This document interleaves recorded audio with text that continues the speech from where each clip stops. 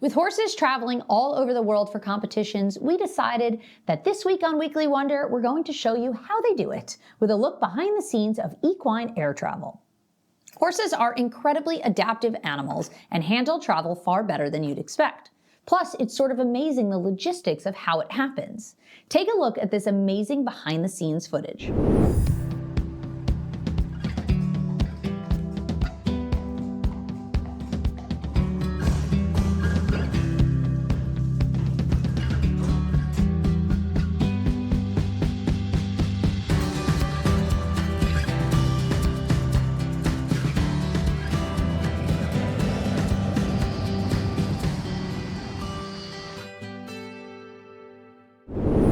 We also spoke with a professional equine air travel expert, Tim Syllabus, about the details behind this huge undertaking. Tim has been traveling with horses for over 9 years with everything from pleasure horses to foals to Arabians to Olympic champions.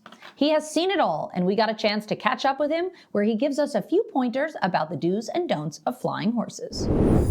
What should you do as a horse owner before sending your horse on a flight? I mean, there's no right or wrong answer. I mean, every horse is different and every owner is different. Some people like to give fluids. I'm all for that. Other people don't. If you know that your horse is happy to drink out of a water bucket, then they should be fine. We don't usually have very many problems like that. Cool. What would you say horses actually struggle with the most with air travel? The noise. The noise? The noise and the sideways moving in the stalls. Because they're unbalanced? Because they make the process as smooth as they can, but obviously they're loading in essentially a steel box onto a plane. So, and the partitions, unlike a horse truck, are not, they don't have the rubber flap at the bottom, so they're solid all the way down. So when they get jagged slightly sideways, if they need to catch their balance, they can't spread their legs as easily as they can on the truck. Interesting. Do they brace for takeoff and landing? They sit back quite often. They do. Interesting. Really cool. What happens if something goes wrong?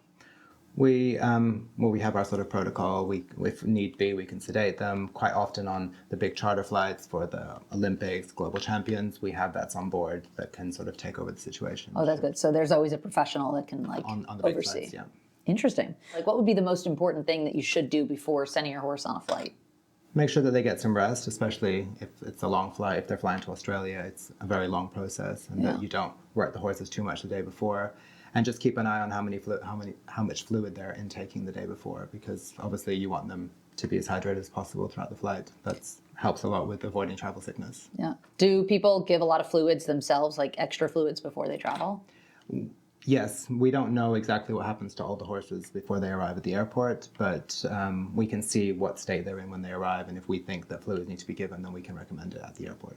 Oh, that's smart. So you can give it right up to. Right up to.